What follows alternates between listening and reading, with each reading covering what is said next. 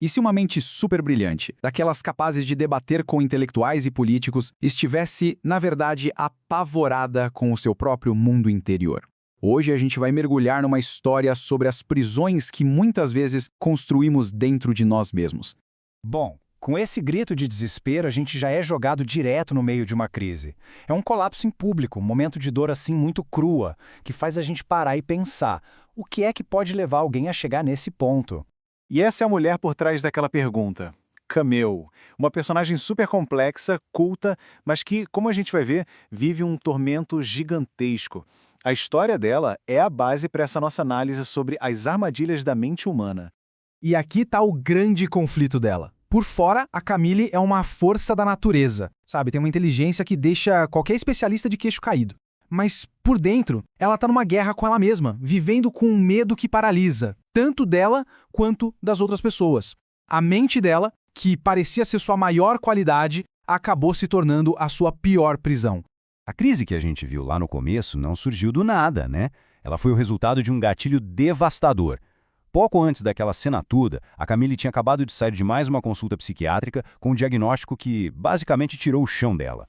E aí, no meio de um monte de gente estranha, ela solta sua verdade com essa metáfora, nossa, muito poderosa. Não é uma doença no corpo que está consumindo ela, mas algo muito mais fundo, um câncer na alma.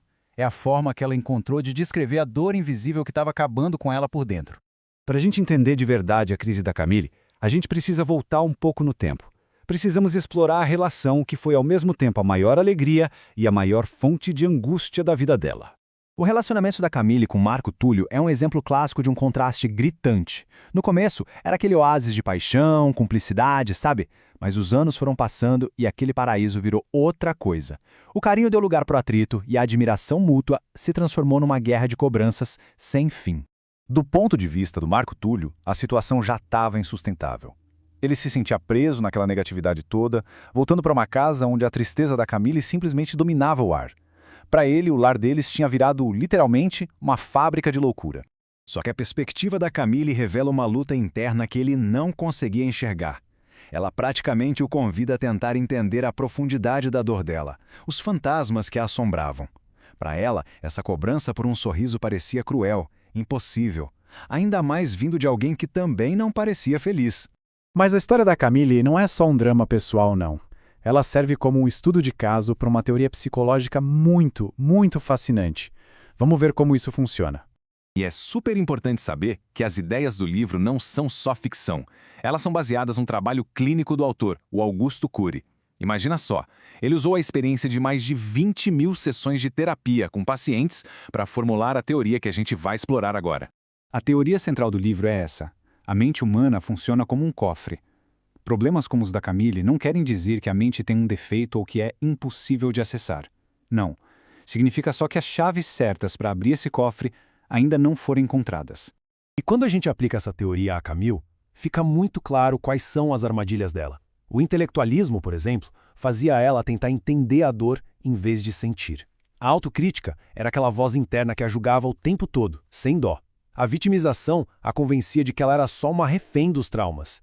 E, por fim, o medo dos outros a isolava, impedindo que ela buscasse ajuda que poderia libertá-la. Ok? Se a mente é um cofre cheio de armadilhas, a pergunta que fica é: como é que se encontram as chaves para se libertar?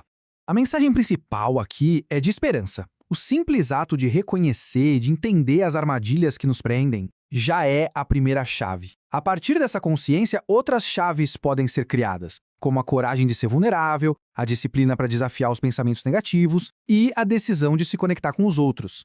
Essas prisões da mente não são uma sentença para sempre. Isso nos traz de volta para a ideia central do livro. É um pensamento libertador, né? A questão não é se sentir quebrado, mas sim continuar procurando as ferramentas certas para se entender. A solução não é tentar arrombar a fechadura, mas sim encontrar a chave certa. A jornada da Camille é, no fundo, um convite para a gente refletir. Olhar para as armadilhas da história dela pode nos ajudar a identificar padrões parecidos em outras histórias. A dela termina aqui, mas a exploração da mente humana, essa continua.